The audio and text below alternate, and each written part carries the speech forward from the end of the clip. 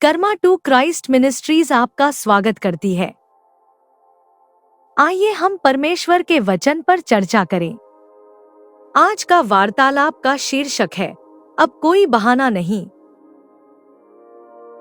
आज के बाइबल छंद है भजन संहिता 37 पद 23-24। मनुष्य के कदम यहोवा के द्वारा दृढ़ होते हैं और यहोवा उसके मार्ग से प्रसन्न होता है। चाहे वह ठोकर खाए तो भी वह गिरेगा नहीं, क्योंकि यहोवा उसका हाथ थामे रहेगा। रोमियो अध्याय 8 पद 37। इन सब बातों में हम उसके कारण विजयी हैं, जिसने हमसे प्रेम किया। फिलिप्पियों अध्याय 2 पद 13। क्योंकि परमेश्वर ही है जो तुम्हारे अंदर इच्छा और योग्यता उत्पन्न करता है कि तुम वही करो जो उसे अच्छा लगे। क्या तुम बहाने और कारण में अंतर जानते हो? कारण घटनाओं की एक श्रृंखला है जो घटित हुई और जो तुम्हारे नियंत्रण से बाहर थी और जिसके कारण तुम किसी काम में असफल हो गए। उदाहरण के लिए, तुम कलीसिया के लिए देर से पहुंचे क्योंकि तुम्हारा टायर पंक्चर हो गया था।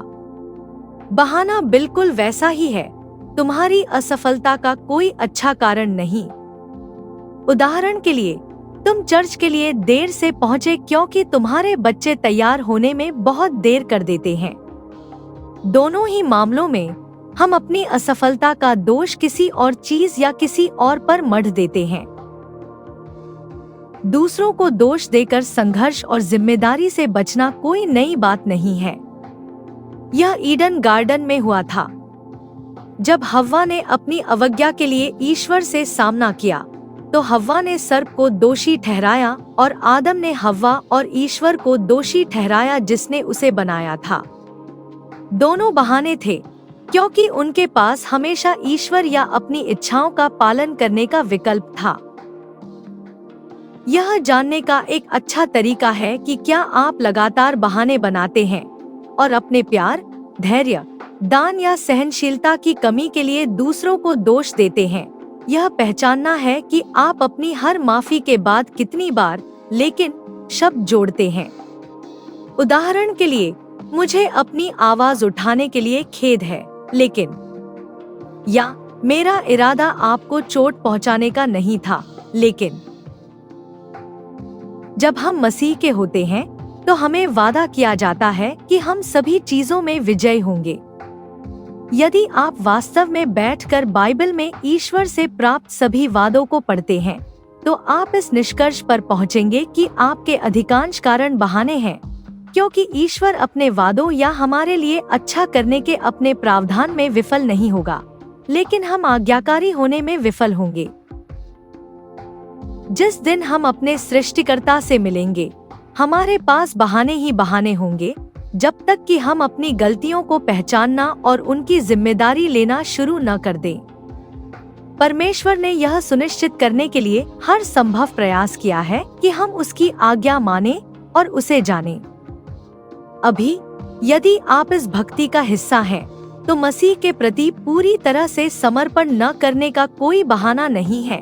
हालांकि एक कारण है जो आपकी व्यक्तिगत पसंद है।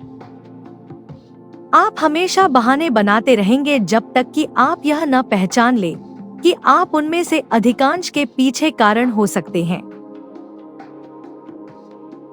आइए प्रार्थना करें।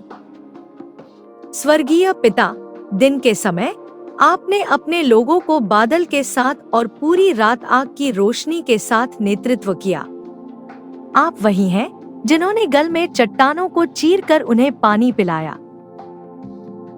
सभी चीजों में हमें विजयी घोषित करने के लिए पिता, आपका धन्यवाद। जब हम गिरते हैं तो हमारा हाथ थामने और हमें वापस उठने में मदद करने के लिए आपका धन्यवाद। हमें वह इच्छा और क्षमता पैदा करने के लिए आपका धन्यवाद जो आपको प्रसन्न करती है। अपनी गलतियों को नजरअंदाज करने और हमेशा बहाने बनाने के लिए हमें माफ करें। हमें माफ करें कि हम यह न पहचान पाएं कि हम कहां चूक गए हैं और जरूरी बदलाव न कर पाएं। हमें यह देखने में मदद करें कि हम कैसे बदल सकते हैं और वे काम करते रह सकते हैं जो आपको पसंद है। हम आपसे विनती करते हैं कि आप हमारे कदमों को स्थिर करते रहें। हम घोषणा करते हैं कि भले ही हम ठोकर खाएं, लेकिन हम नीचे नहीं गिरेंगे, क्योंकि आप हमारा हाथ थामे रहते हैं। हम यीशु के महान नाम में विनती करते हैं। आमीन।